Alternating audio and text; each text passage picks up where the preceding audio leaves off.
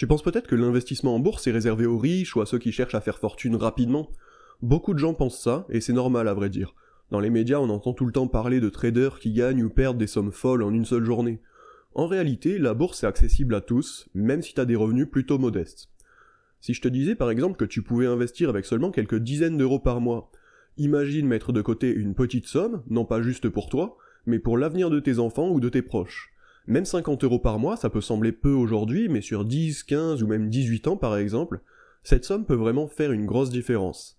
C'est pas de l'argent rapide bien sûr, mais c'est une façon simple et accessible de construire un capital qui peut croître sur le long terme. Tu pourrais par exemple utiliser cet argent pour aider ton enfant à financer son permis ou ses études, ou même par exemple lui donner un simple coup de pouce pour démarrer dans la vie. L'investissement, c'est bien plus qu'une simple recherche du profit, c'est aussi une démarche pour préparer un avenir plus serein pour les gens que tu apprécies. Alors l'idée ici, c'est pas de devenir millionnaire, tu l'as compris, mais de construire un capital petit à petit. Ce que tu investis aujourd'hui peut vraiment faire une grosse différence demain. Mais soyons clairs, investir, ça comporte évidemment toujours une part de risque. Les marchés, ça fluctue, et personne peut te garantir à 100% un rendement précis, sinon tu peux être sûr que t'es face à un menteur ou à un vendeur de produits ou de formations. Cependant, c'est important de comprendre qu'il existe aussi certains investissements qui sont conçus pour être plus stables et moins risqués sur le long terme. C'est exactement ce que je vais te montrer dans cette vidéo. Même avec peu d'argent, tu peux commencer à investir en bourse de manière réfléchie en utilisant des produits simples et efficaces comme les ETF. Allez, c'est parti.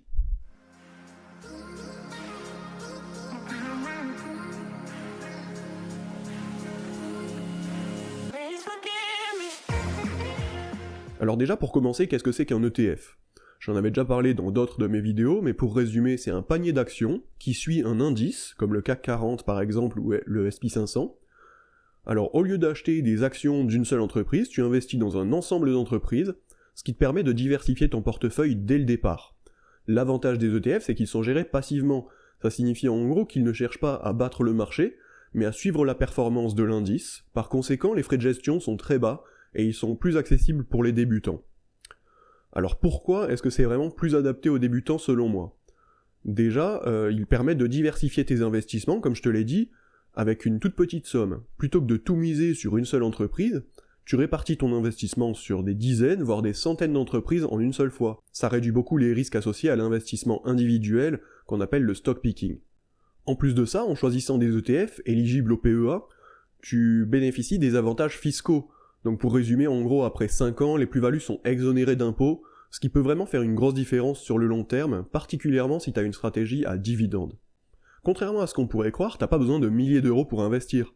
Il existe pas mal d'ETF accessibles pour moins de 50 euros la part, ce qui permet à presque tout le monde de se constituer un portefeuille, même avec un budget vraiment modeste.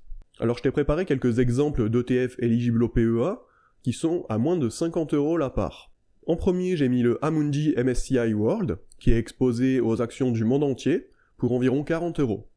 En deuxième, on a le Lyxor MSCI Emerging Market, qui lui est investi sur les marchés émergents, comme par exemple l'Inde ou la Chine, pour environ 30 à 40 euros la part. Et le soleil, il vient ruiner ma vidéo, c'est tout cramé.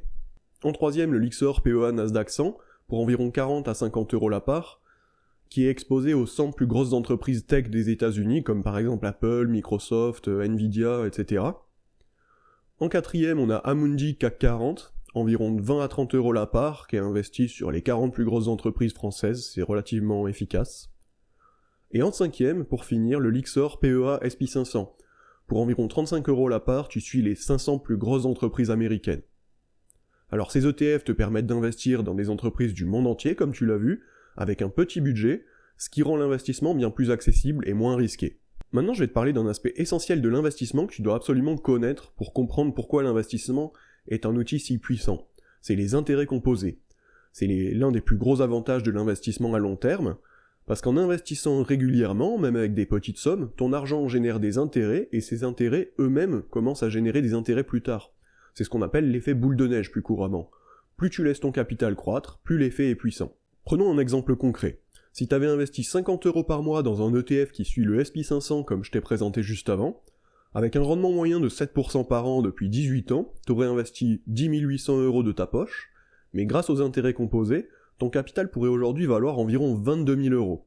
C'est plus du double de l'argent que tu as investi à la base, tout simplement en laissant ton argent travailler pour toi. Alors comme je te l'ai dit tout à l'heure, c'est important de noter qu'investir ça comporte évidemment toujours une part de risque.